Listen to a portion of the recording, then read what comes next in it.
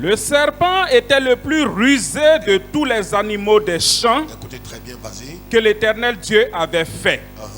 Il dit à la femme, Il dit à la femme, Dieu a-t-il réellement dit, Dieu a-t-il réellement dit, vous ne mangerez pas de tous les arbres du jardin? vous ne mangerez pas les arbres du jardin?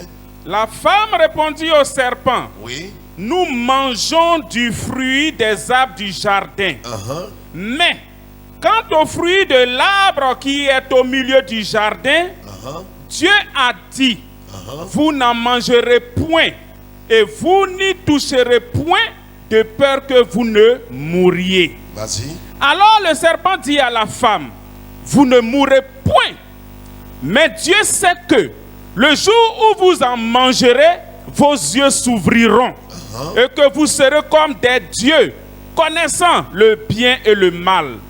La femme vit que l'arbre était bon à manger et agréable à la vue, et qu'il était précieux pour ouvrir l'intelligence. Merci beaucoup.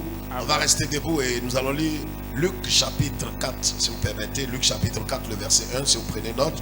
Jésus, rempli du Saint-Esprit, revint du Jourdain et fut conduit par l'Esprit dans le désert, où il fut tenté par le diable pendant 40 jours. Il ne mangea rien durant ces jours-là, et après qu'il fut écoulé, il eut faim. Le diable lui dit, si tu es fils de Dieu, ordonne à ces pierres qu'elles deviennent du pain. Jésus lui répondit, il est écrit, l'homme ne vivra pas de pain seulement. Le diable, l'ayant élevé, lui montra en un instant tous les royaumes de la terre et lui dit, je te donnerai toute cette puissance et la gloire de ces royaumes, car elle m'a été donnée et je la donne à qui je veux. Si donc tu te prosternes devant moi, elle sera toute à toi. Jésus lui répondit, il est écrit, tu adoreras le Seigneur ton Dieu et tu le serviras lui seul.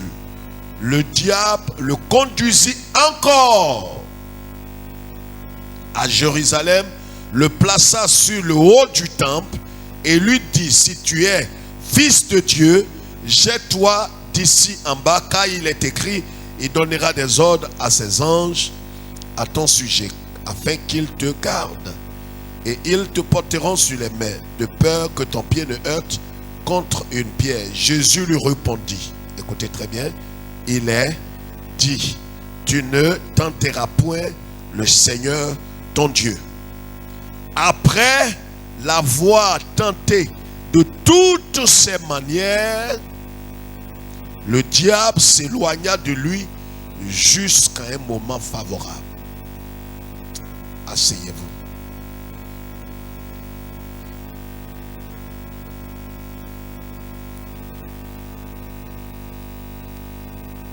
Voilà ce que nous dit la parole de Dieu. Je voudrais que nous puissions comprendre l'esprit du texte ce soir. Écoutez-moi très bien.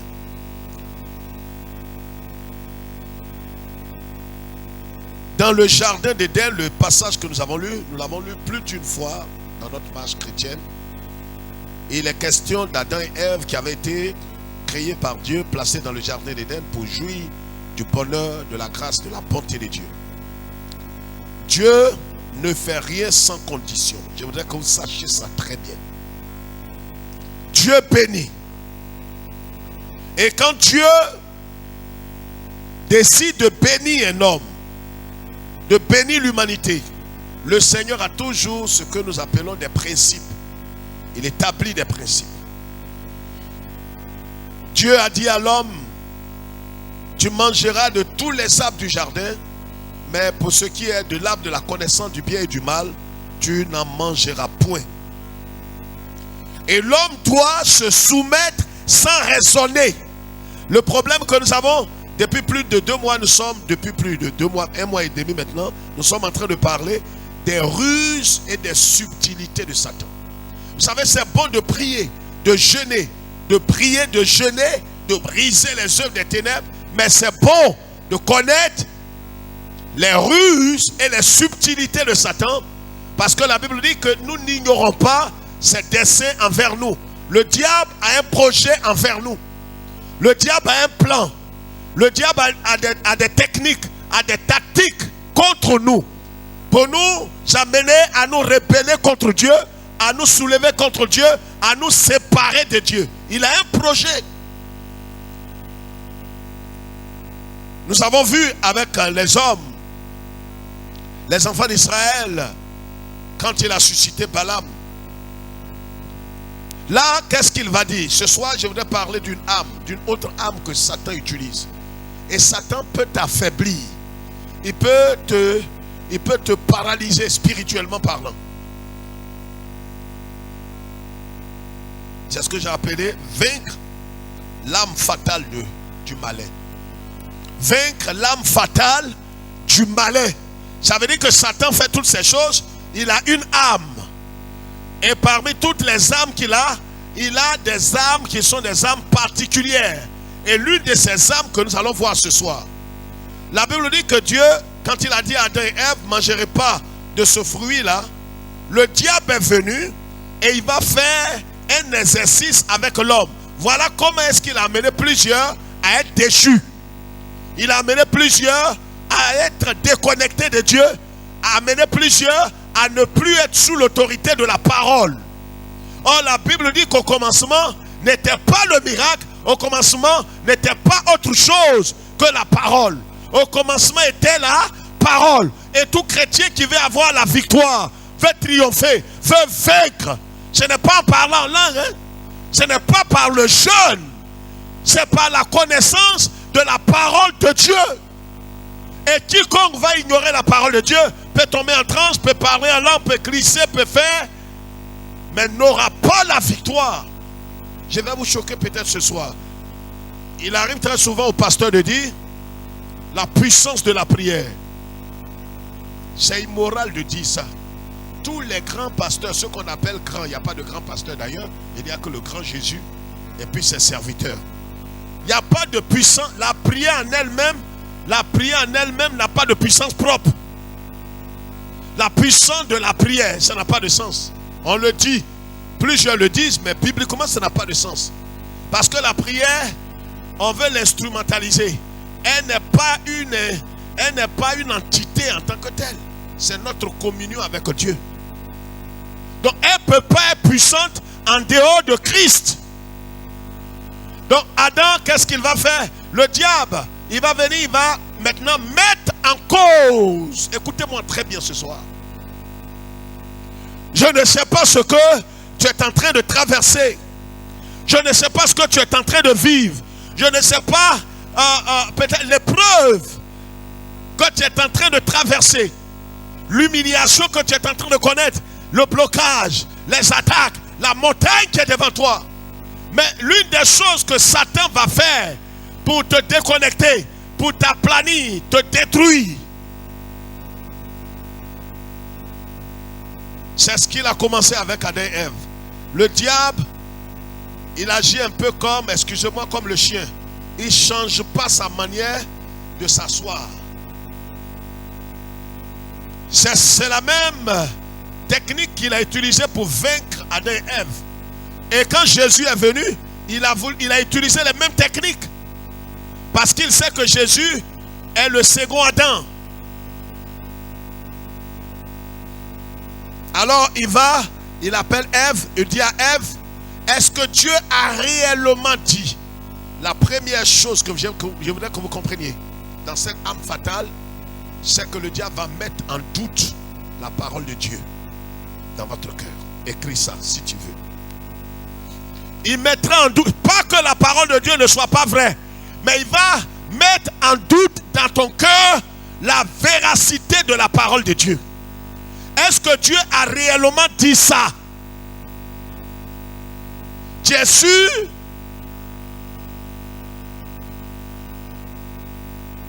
Il a amené Ève à douter de la véracité de la parole.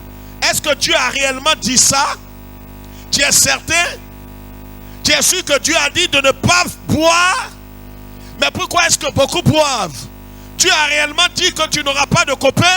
Dieu a réellement dit que tu ne verras pas de pornographie? Dieu a réellement dit que tu ne toucheras pas ça et ça. Mais pourtant, certains le font. Pourquoi toi, est-ce que tu vas rester en reste? Toi, tu peux aussi le faire. Il va tout faire pour mettre en doute la parole de Dieu. Si tu as mordu à cela, il va t'aplanir, il va te détruire.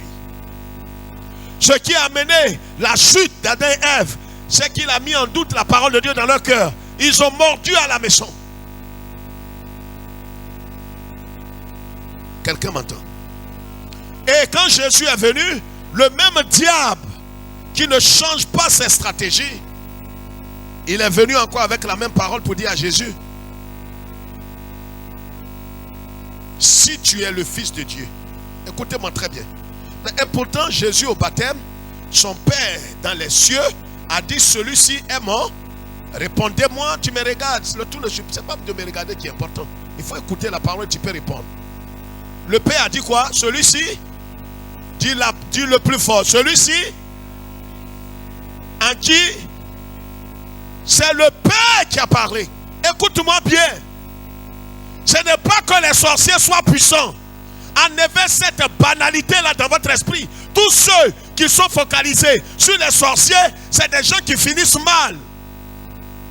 C'est ce qui fait la faiblesse de l'église évangélique aujourd'hui. On voit les sorciers partout. Les sorciers sont assis sur moi, sur mes finances, sur mon ventre, sur mes entrailles, sur mon travail, sur mon foyer, sur ma maison. Mais tu es ridicule.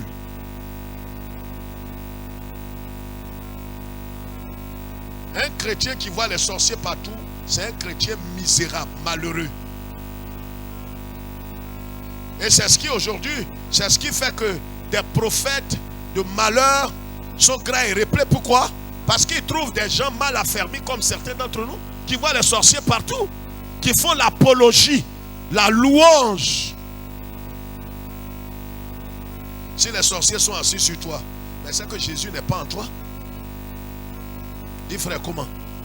Mais la Bible dit que ton corps est le temple du Saint-Esprit. Maintenant, c'est sur le temple du Saint-Esprit que le diable, les sorciers sont assis. Mais c'est que Jésus est vaincu. Tu vois pas comment tu es ridicule quand tu raisonnes? Dis, ah, le prophète m'a dit, mais ton prophète et toi, vous êtes ridicule. Il peut y avoir des attaques. Le diable peut te mettre des bâtons dans les roues. Mais il ne peut pas s'asseoir sur toi. Il ne peut pas te posséder. Il ne peut pas régner sur toi.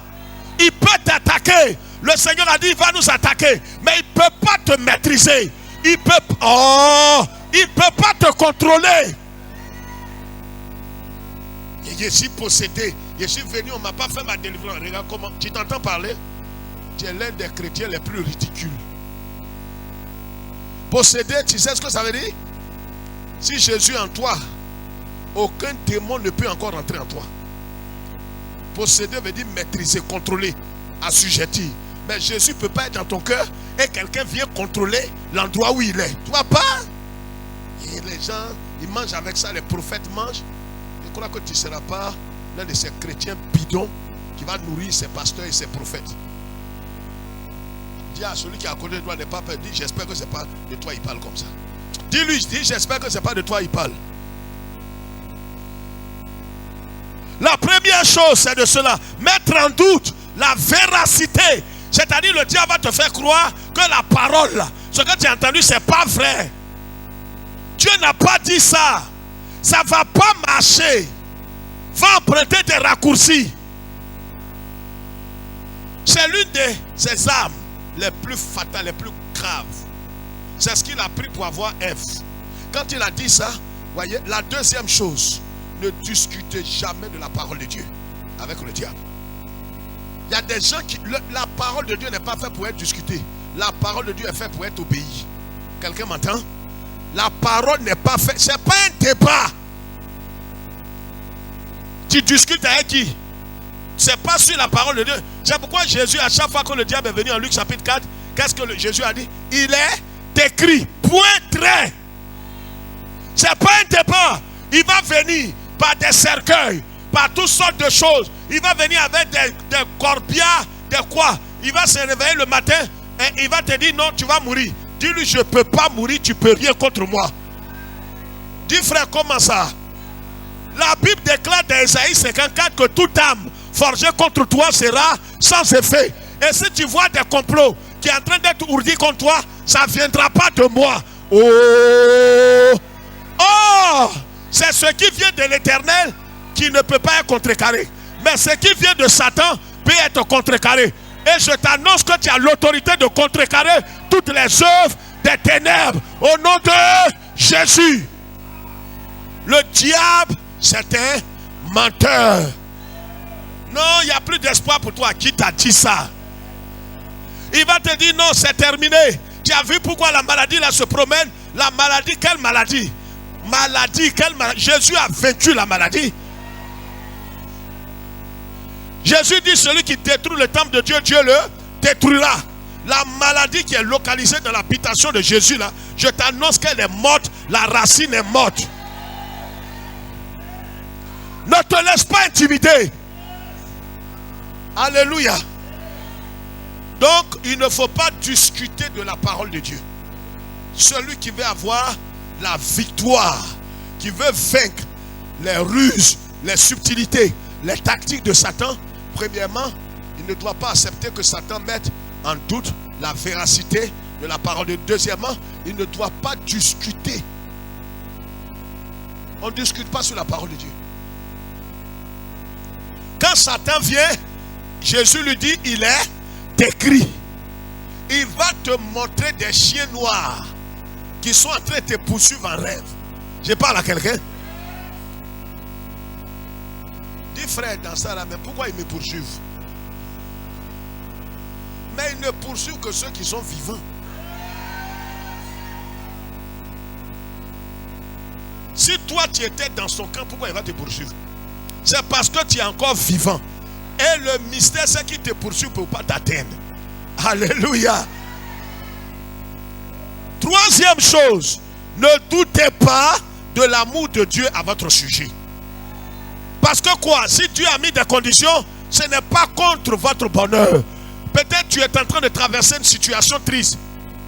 La perte d'un être cher. Tu as perdu ton travail. Tu as perdu peut-être de l'argent. Tu as perdu quelqu'un. Il ne faudrait pas que cette situation t'amène à croire que Dieu ne t'aime pas. Ne crois pas cela. Satan va venir chuchoter à ton oreille pour te dire, tu vois, tu adores Dieu, tu te sanctifies, tu apportes ta dîme et tes offrandes. Regarde ce qui t'est arrivé maintenant. Regarde toi-même. Quand on te dit votre petit plat, il n'est pas bon. Tu vois? Commence à ne plus prier. Tu vois? Si Dieu est bon, regarde pourquoi est-ce que l'autre, ça marche et puis pour toi, ça ne marche pas.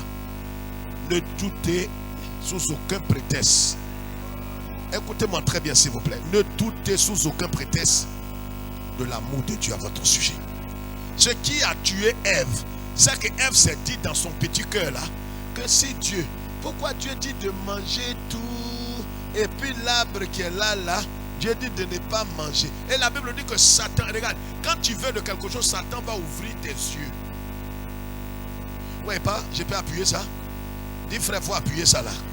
Regarde, quand tu es dans le jeûne et dans la prière, Dieu t'a mis sur le cœur de jeûner.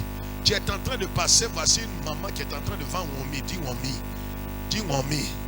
Mais Womi là, c'est des galettes. Hein. Vous qui nous suivez souvent, ils m'ont posé des questions en Italie, en Allemagne. Womi là, c'est des galettes. On fait en Afrique ici. Alors, vous allez voir que Womi qu'ils sont en train de faire, c'est à base de quoi là? À base de mil. C'est des galettes à base de mil. Donc, tu vas voir. Mais d'habitude, quand tu passes là que tu n'es pas un jeune, ça ne te dirait. Au contraire, même ça sent dans tes parce qu'on fait un beurre de qualité. Ça te prépare. Mais regarde, tu es dans 3 jours de jeûne. Pour que Dieu, dans son amour, puisse venir à ton secours. Tu pars devant la femme qui vend les galettes de Womi là. Tu vois que Womi la brille. Womi la dégage une odeur parfumée. On dirait que le Womi d'aujourd'hui là, il te pousse, il t'incite, il te dit si tu manges pas ça, regarde comment c'est parfumé. Regarde, tous ceux qui passent, c'est pas comme ça, le Womi là, c'est comme ça toujours. Mais toi, il va te donner l'odorat particulier où tu sens, tu dis non, il faut que je descende de mon jeûne. Qu'est-ce que je sens comme ça? Madame, Womi là, il faut me garder pour 250. Garde-moi aussi un peu de bouillie. Donne-moi un coco bacala, garde-moi un peu. Vraiment, il faut que j'ai dit. Toi-même, avant d'arriver, tu as dit, regarde, dis-moi où on met la lettre. Tu vois l'huile de quoi? Beurre de qualité là sur ta langue. Tu ne vois pas son goût. Mais l'odeur que tu as sentie, regarde, le diable, il ne vient pas avec les cornes, il vient avec des subtilités. C'est-à-dire ça là, Dieu était sur le point de t'ouvrir la porte quand Satan est venu avant et puis il a gâté ton jeûne. Quelqu'un comprend ce que j'ai dit? Dis-toi là, tu ne vas plus m'avoir. C'est pourquoi la Bible dit résistez. Résistez au diable. Pourquoi il dit de résister? Parce que le Seigneur l'a déjà frappé. Le Seigneur l'a humilié. Le Seigneur l'a déshonoré à la croix. Dis, c'est pas sur moi tu vas venir. Mais il a été déjà déshonoré. Quelqu'un, tout le monde frappe. Le maître à qui tu as confié ton destin l'a frappé. Entends-toi, tu es caché dans le Seigneur. Tu es dans le Seigneur. Si tu es dans le Seigneur et que le Seigneur l'a déjà frappé, il vient là. Qui le frappe encore? C'est le Seigneur. Parce que toi, tu es dans le Seigneur. Est-ce que quelqu'un m'entend? La danse que tu danses dans la journée, tu danses à la nuit. De toute façon, il a humilié Satan à la croix. C'est comme ça qu'il humilie encore aujourd'hui. C'est pourquoi quand Jésus, les démons sont chassés, tu n'as pas besoin de mettre bâche pour danser. C'est Jésus qui fait tout ça. Amen. Amen. Ne doute jamais de l'amour de Dieu à toi. Ne dis pas Dieu, si réellement tu m'aimes. Pourquoi ça? Pourquoi ça? C'est vrai, le cœur humain, on a besoin d'être attristé, on a besoin, on a du moins pas forcément besoin, mais cela peut arriver qu'on pleure, on se lamente, mais un temps vient où on doit se ressaisir, dit Seigneur, malgré tout ce qui m'arrive, je ne comprends pas, mais je ne peux pas douter de ton amour. Je ne comprends pas ce qui m'arrive. Parce que le but de Satan, c'est mettre une discorde entre toi et ton Dieu. S'il a fait ça, là où tu es là, tu n'es plus utile. C'est comme le sida qui vient, qui tue tous tes anticorps. Donc il suffit d'un petit paluche, petit rhume. On dit tu es mort. Un rhume en temps normal ne tue pas quelqu'un. Mais toi, tous tes anticorps sont morts. L'une des ruses, l'une des armes de Satan qui le rend ça comme arme fatale, c'est pour amener le croyant à douter de la parole que Dieu a prononcée. Quand tu as douté de la parole de Dieu, oh, Dieu n'agit que par sa parole. Quand tu as douté de la parole, c'est comme tu n'as plus de clé. Là où tu es là. Quelqu'un m'entend? Oh, il reste 2 minutes. Ne doutez pas de la puissance de la parole à votre sujet. Ne doute pas de la puissance de la parole. Dieu a dit, il a dit, voici les signes qui accompagneront ceux qui auront à mon nom, ils chasseront les démons. Ils feront des choses extraordinaires. Croyez cela. Croyez la puissance de la parole.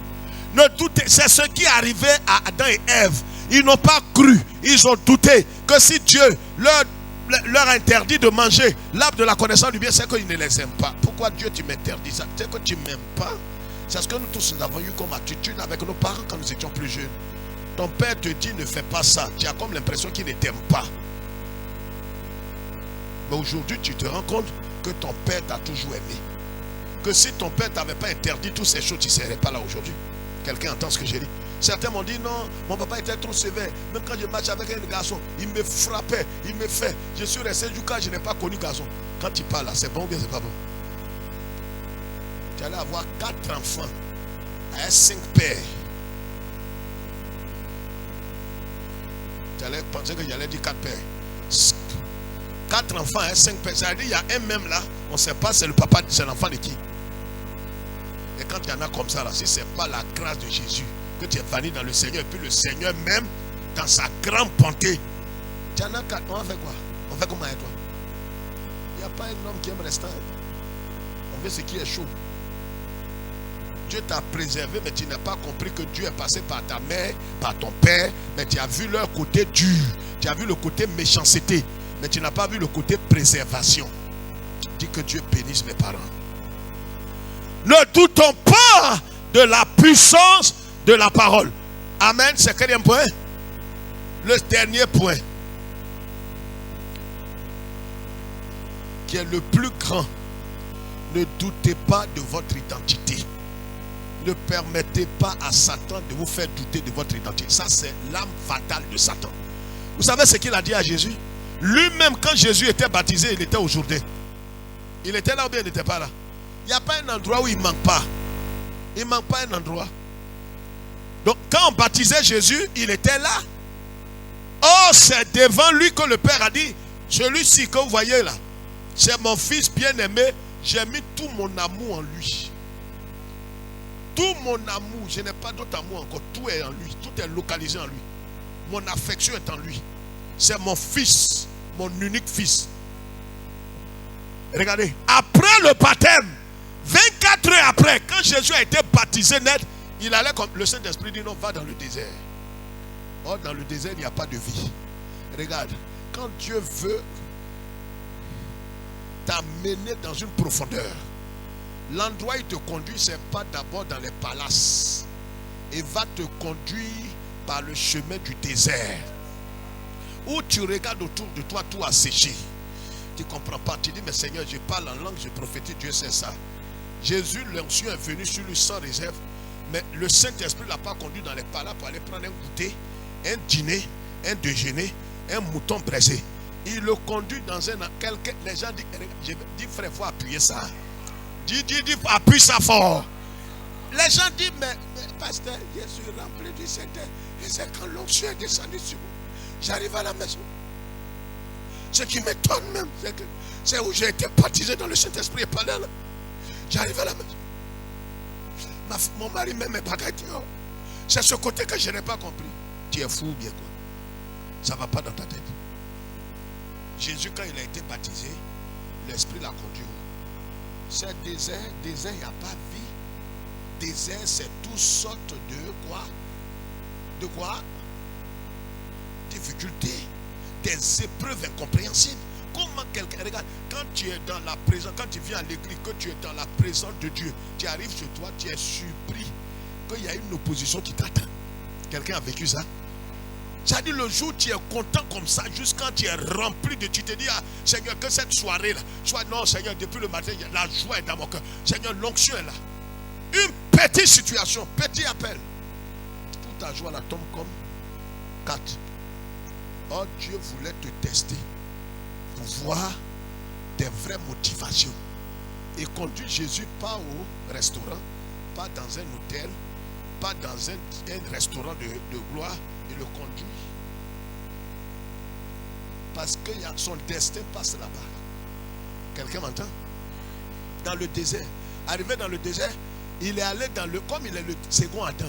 Ce que Satan a fait à Adam là, comme tu dis que toi tu es venu sauver l'humanité, ce qui le parce que quand tu veux passer le bac français, tu arrives là-bas, tu arrives en France, on doit te donner quoi? Les mêmes épreuves là.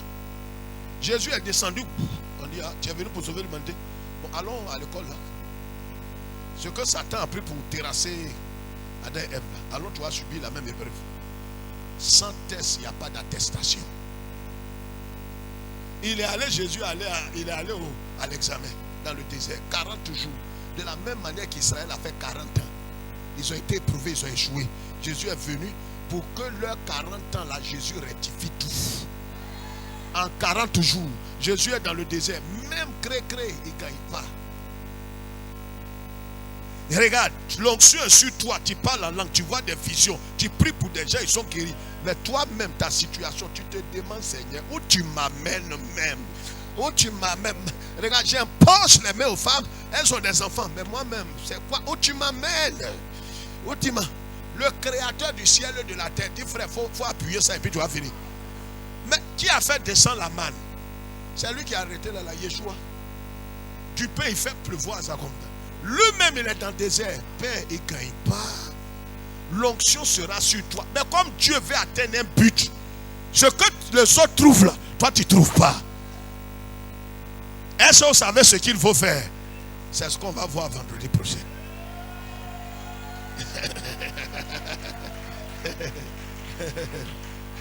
Ne doute pas de ton identité. Tu peux répéter ça? Ne doute pas de ton... Tu es un fils de Dieu. Tu es un fils de Dieu. Fils de Dieu. Quand on dit fils de Boaké, est-ce que ça veut dire que c'est Boaké qui l'a mis au monde? Ça veut dire sort de Boaké. Quand on dit toi tu es fille de Dieu, c'est que tu sors de Dieu. Quand tu sors de Dieu, c'est que là où tu es, tu as la nature de Dieu. Pourquoi le diable te poursuit? Il ne poursuit pas ceux qui sont down. Il poursuit ceux qui sont vivants. Il a vu l'étoile de Yeshua. On va voir ça vendredi. Le diable ne te poursuit pas comme ça. Toi, tu es rien et puis il va te poursuivre. Un rieniste. Il y a des gens, vous les voyez comme ça. Ils n'ont rien, même pas l'argent. Le diable est derrière eux. Mais c'est leur étoile là que le diable regarde. Lève-toi. Que ton nom soit béni, dis amen. Que ton nom soit glorifié. Nous avons compris que nous ne devons pas douter de la véracité de la parole. Nous ne devons pas douter de l'amour de Dieu à notre sujet. Nous ne devons jamais douter de la véracité, de la puissance de la parole. Et nous ne devons pas douter de notre identité en Jésus-Christ. Nous allons voir toutes ces choses avec toi, Saint-Esprit, le vendredi prochain par la grâce du Seigneur. Nous comptons sur toi. Nous comptons sur toi. Et nous savons que l'âme fatale de Satan est déjà écrasée. Tu ne nous auras pas cette année. Quelles que soient tes œuvres et tes ruses, nous sortirons plus que vainqueurs. Par Jésus-Christ, notre Sauveur et Seigneur. Amen. Que Dieu nous bénisse.